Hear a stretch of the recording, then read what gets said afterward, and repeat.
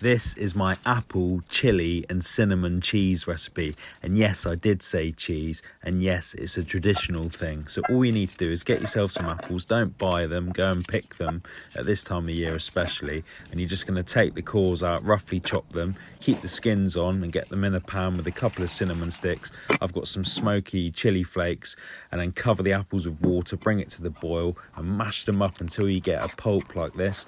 Rub it through a sieve to get rid of the skins, and you should have this delicious looking golden apple puree.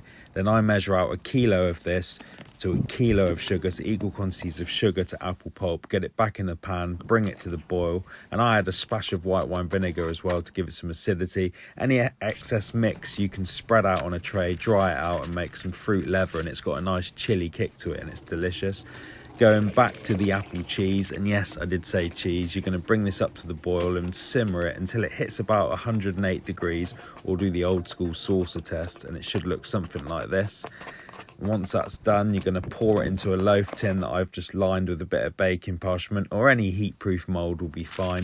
Give it a good tap down to level it off and get rid of any air bubbles. Leave this to cool to room temperature and it will set up nicely. It will take about 4 or 5 hours at least, and it's nice and sliceable like this. And I love this on toasted brioche with a bit of cheddar cheese and some ripe pear.